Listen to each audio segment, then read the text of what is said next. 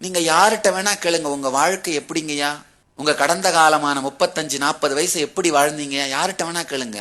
யாரா இருந்தாலும் என்ன பண்ணுவாங்க, இல்ல சாமி, நாம் பட்ட கஷ்டம் உலகத்துல யாரும் படக்கூடாது சாமி, என்ன மாதிரி துக்கம் என் எதிரி கூட வரக்கூடாது சாமி, என்ன மாதிரி துக்கம் வேற யாருக்கு வந்திருந்தாலும் அவங்க தூக்கு மாட்டி செத்து போயிருப்பாங்க சாமி. நம்ம எல்லாருமே நம்முடைய வரலாறு, வாழ்க்கை வரலாறு இப்படித்தான் ஆரம்பிக்கிறோங்கய்யா.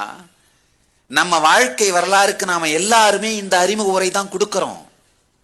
ஆனா உண்மையா திரும்பி பாருங்க, சிறியதாகவோ பெரியதாகவோ நூற்றுக்கணக்கான நல்ல விஷயங்கள் நம்ம வாழ்க்கையில நடந்ததாலதான் மீண்டும் மீண்டும் உடைந்து விழுந்தாலும் எழுந்து நின்றிருக்கின்றோம். நான் 11 முறை கீழே விழுந்திருக்கேன் சாமி அப்படின்னு நீங்க சொல்றீங்கனால என்ன அர்த்தங்கய்யா, 12 தடவை எந்திரிச்சு நின்று இருக்கீங்க. ஆனா நம்ம வாழ்க்கை என்னன்னா, நாம துக்கங்களையே கோர்த்து கோர்த்து கோர்த்து பார்க்கின்ற மன அமைப்பை உடையவர்கள் என்பதனால் நம்ம பயோகிராஃபியே பார்த்தீங்கன்னா கருப்பு பெயிண்டாலேயே பெயிண்ட் பண்ணி வைக்கிறோம். அதே மாதிரிதான் உங்கள் அடுத்த வாரம் துக்கமா இருக்க போகுதுன்னு முடிவு பண்ணிட்டீங்கன்னா, அடுத்த ஒரு வாரத்துல என்ன நிகழ்வுகள் நடந்தாலும் அதை பத்தி கவலைப்பட மாட்டீங்க. துக்கம் நடக்கிறதுக்காக வெயிட் பண்ணிட்டு இருப்பீங்க. நடந்த உடனே பாத்தியா நான் சொன்ன பாரு, நான் சொன்னேன் பாரு, நான் சொன்னதை கேட்காம நீ ஏதோ அந்த பெங்களூர் சாமியார் சொன்னாருன்னு சொல்லி வாழ்க்கையே ஆனந்தம் வாழ்க்கையே ஆனந்தம்னு சொல்லிட்டு இருந்தியா. அவருக்கு வேணா ஆனந்தமா இருக்கலாம், நமக்கு இல்லப்பா.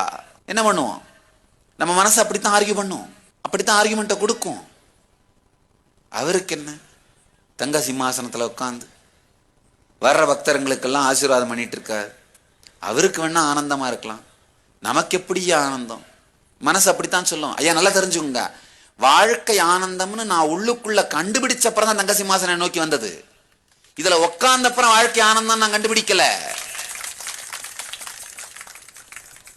பீடத்துக்கு நான் ஞானியாகவில்லை, ஞானி ஆனதனால் பீடம் வந்தது.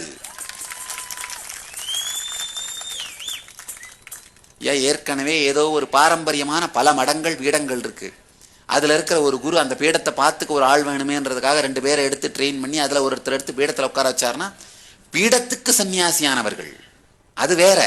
ஆனா இங்க என்ன சுத்தி அது நடக்கல. நான் அடைந்த ஞானத்தை மற்றவர்களோடு பகிர்ந்து கொண்டதனால் இந்த பீடம் உருவானது.